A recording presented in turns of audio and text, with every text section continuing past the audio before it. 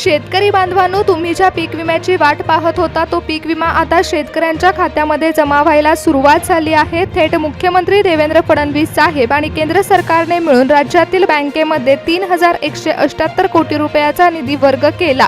त्यामुळे काही शेतकऱ्यांना 25,000 रुपये तर काहींना 40 तर थेट 60,000 रुपये देखील मिळत आहेत। महाराष्ट्र राज्यातील 16 जिल्ह्यांमध्ये वितरण प्रक्रियेस सुरुवात झाली आहे। शेतकरी बांधवांनो, गेल्या कित्येक वर्षापासून म्हणजे 2022, 23, 24 आणि अगदी 25 अशा सलग 4 वर्षापासून राज्यातील लाखो शेतकरी बांधव पीक विम्याच्या प्रतीक्षेमध्ये होते। कधी दुष्काळ तर कधी अतिवृष्टी तर कधी अवकाळी पावसामुळे शेतकऱ्यांचं मोठ्या प्रमाणात नुकसान झालं होतं। पण आता दोन्ही सरकारने मिळून निधी पाठवलेला आहे। बँकेमध्ये आदेश देखील देण्यात आले। सरकारने स्पष्ट आदेश दिले आहेत की शेतकऱ्यांचे रखडलेले सर्व पीक विमे डायरेक्ट बेनिफिट ट्रान्सफरच्या माध्यमातून शेतकऱ्यांच्या खात्यामध्ये वितरित व्हावेत। यासाठी सरकारने एकूण 3178 कोटी रुपयाचा निधी मंजूर केला। राज्यातील प्रत्येक जिल्ह्यासाठी सरासरी 153 कोटी रुपयाचा निधी उपलब्ध करून देण्यात आला आहे। गेल्या 10 वर्षातला सर्वात मोठा पीक विमा वितरणाचा टप्पा आता पार पडणार आहे। शेतकरी बांधवांनो, गेल्या 2 दिवसांमध्ये जवळपास 15 ते 16 जिल्ह्यांमध्ये हप्ता वाटप करण्याचा GR जाहीर झाला। ज्या शेतकऱ्यांची खाती ही पोस्ट बँकेमध्ये आहेत त्यांच्या मोबाईलवरती सर्वात आधी याचं वितरण होणार आहे। जलद गतीने पोस्ट बँकेमध्ये प्रक्रिया पूर्ण होणार आहे। त्यानंतर दुसरी गोष्ट अशी आहे की 16 जिल्ह्यांमध्ये आजपासून तब्बल 75% ॲग्री पीक विमा थेट खात्यात जमा होणार आहे। त्यामुळे तुमचा जिल्हा कोणत्या टप्प्यामध्ये आहे हे पहा। दुसऱ्या टप्प्यात असं आहे की शेतकरी बांधवांनो, या ठिकाणी 4 वर्षाचा एकत्रित विमा दिला जात आहे। त्यामुळे रक्कम खात्यात जमा होत असताना पिकानुसार देखील जमा होणार आहे। म्हणजेच कापूस पिकाला सर्वाधिक रक्कम देण्यात येत आहे। कापूस उत्पादक शेतकऱ्यांसाठी यंदा लॉटरी लागणार आहे, कारण कापूस पिकासाठी सरकारने 60,000 रुपये प्रति हेक्टरी विमा देण्याचा निर्णय घेतला। त्यानंतर सोयाबीन पिकामध्ये देखील महाराष्ट्र अग्रेसर आहे। महाराष्ट्रात सर्वात जास्त सोयाबीन पीक पेरलं जातं आणि या सोयाबीनसाठी 55,000 रुपये मंजूर झाले। शेतकरी बांधवांनो, तुम्हाला हेक्टरी पीक विमा आता मिळत आहे, परंतु त्यासोबतच तुमच्या पिकांवरून किंमत ठरवली जात आहे। जसं की तूर पिकासाठी 47,000 रुपये, भुईमुगासाठी 45,000 रुपये मिळत आहेत। तसेच ज्वारी, बाजरी, मका या पिकांसाठी देखील वेगवेगळे पीक विमा वाटप केले जाणार आहेत। ज्वारी पिकासाठी 33,000 रुपये, बाजरी पिकासाठी 32,000 रुपये आणि मका पिकासाठी 36,000 रुपये थेट खात्यामध्ये वर्ग होतील। मूग पिकासाठी 28,000 रुपये आणि इतर पुढील पिकांसाठी 25,000 रुपयापर्यंतचा पीक विमा हा निश्चित करण्यात आला आहे। त्यामुळे शेतकरी बांधवांनो, जरा विचार करा की तुम्ही जर सोयाबीन आणि कापूस दोन्ही पिकं घेतली असतील तर एकाच वेळी तुमच्या खात्यावर 1 लाखापेक्षा जास्त रक्कम जमा होऊ शकते।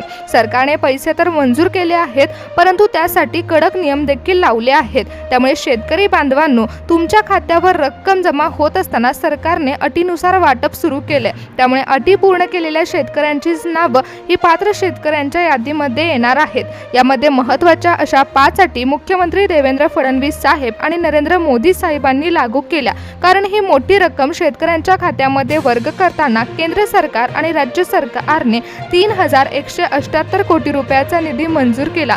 शेतकऱ्यांच्या खात्यामध्ये एकाच वेळी 50,000 रुपयापेक्षा जास्त रक्कम ही जमा होणार आहे। शेतकऱ्यांनो, यावर्षी सरासरीपेक्षा कमी पाऊस पडणार असल्याची शक्यता वर्तवण्यात आली आहे, पण अवकाळी पावसामध्ये शेतकऱ्यांचं मोठं नुकसान होऊ शकतं असे देखील संकेत मिळत आहेत। त्यामुळे आता मिळणारा पीक विमा शेतकऱ्यांसाठी मोलाचा ठरेल।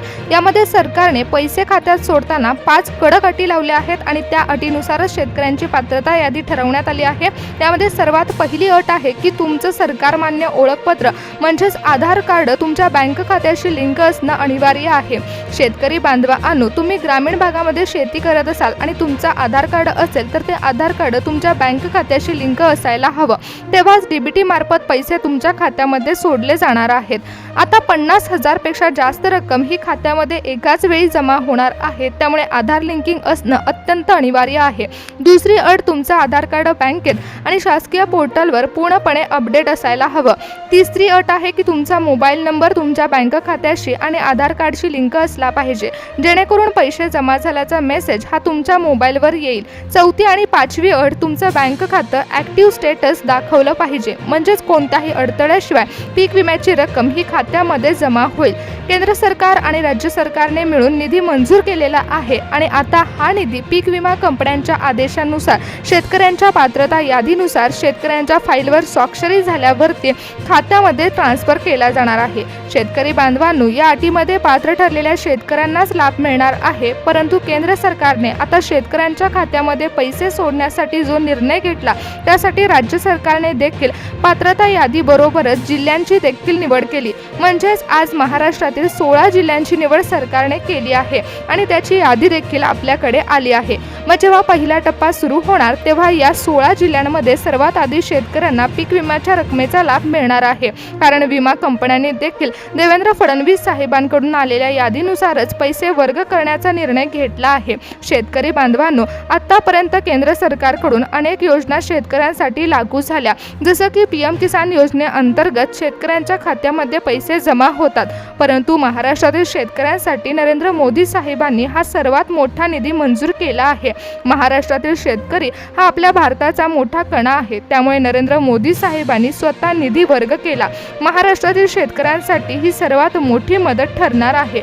शेतकरी बांधवांनो, पेरणीसाठी देखील तुम्हाला 20,000 रुपयाचं अनुदान दिलं जाणार आहे आणि आता जो पीक विमा मिळत आहे तो तर मोलाचा ठरणार आहे, कारण यावेळी सरासरीपेक्षा कमी पाऊस पडण्याची शक्यता वर्तवली जात आहे। आता ज्या 16 जिल्ह्यांची निवड करण्यात आली आहे त्या जिल्ह्यामध्ये सरकारने पहिल्या यादीमध्ये समाविष्ट करणारे जिल्हे असणार आहेत, त्यामुळे तिथे पीक विम्याची रक्कम ही वितरित होईल। तर त्या 16 जिल्ह्यांची नावे आपण जाणून घेऊयात। तर यामध्ये सर्वात पहिल्यांदा यवतमाळ जिल्ह्याचा समावेश करण्यात आला। यवतमाळ या मुख्य कापूस पट्ट्यामध्ये यंदा कापूस उत्पादक शेतकऱ्यांना सर्वाधिक पैसे म्हणजे 60,000 रुपये मिळतील, तर सोयाबीन पिकासाठी 55,000 रुपये प्रति हेक्टरी प्रमाणे मोठी रक्कम थेट खात्यात मिळणार आहे। जळगाव खानदेशातील या महत्त्वाच्या जिल्ह्यात कापूस आणि मका पिकांचं अतोनात नुकसान झालं होतं, त्यासाठी आता मका पिकाला 36,000 रुपये आणि कापसाला 60,000 रुपयाचा निधी दिला जात आहे। चंद्रपूरमधील कापूस उत्पादक शेतकऱ्यांना मोठा दिलासा मिळत आहे। रखडलेला तब्बल 4 वर्षाचा एकत्रित विमा डीबीटीच्या माध्यमातून वर्ग केला जाणार आहे। पुणे जिल्ह्यामध्ये प्रामुख्याने बाजरी आणि ज्वारी पिकांसाठी अनुक्रमे 32,000 रुपये ते 33,000 रुपयाचा विमा मंजूर झाला असून शेतकऱ्यांना लाभ मिळणार आहे। नाशिक जिल्ह्यामध्ये कांदा आणि मका पिकांचे उत्पादन घेणाऱ्या शेतकऱ्यांच्या बँक खात्यावर देखील पैसे जमा होणार आहेत। मका पिकासाठी 36,000 रुपये मिळतील। अहिल्यानगरमध्ये दुष्काळ परिस्थितीचा सामना करणाऱ्या जिल्ह्यामध्ये ज्वारी आणि बाजरी तसेच तूर पिकासाठी अनुक्रमे 33,000, 32,000 आणि 47,000 रुपयाचा एकत्रित निधी वितरित केला जात आहे। कोल्हापूर जिल्ह्यातील पूर आणि अतिवृष्टीमुळे नुकसान झालेल्या पिकांसाठी 75% ॲग्री पीक विमाचा पहिला हप्ता वर्ग केला जाईल। सांगली जिल्ह्यातील शेतकरी बांधवांसाठी ज्वारी पिकासाठी 33,000 रुपये आणि भुईमुग पिकासाठी तब्बल 45,000 रुपयाची रक्कम खात्यात सोडली जाणार आहे। सातारा जिल्ह्यातील मूग आणि बाजरी उत्पादक शेतकऱ्यांना 28,000 रुपये आणि 32,000 रुपयाचा पीक विमा एकत्रित मिळेल।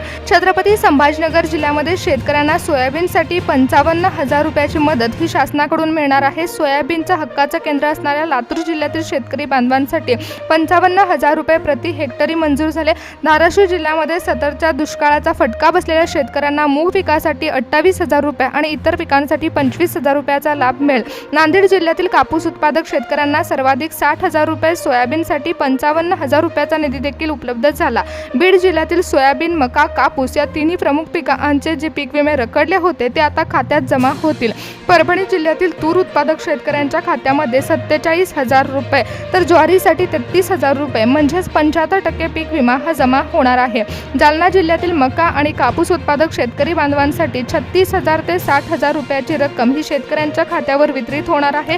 केंद्र सरकार आणि राज्य सरकारने मिळून एकूण 3,178 कोटी रुपयाचा जो निधी मंजूर केला आहे तो आता पीक विमा वाटपाच्या दृष्टिकोनातून शेतकऱ्यांच्या खात्यावर वितरित केला जाणार आहे।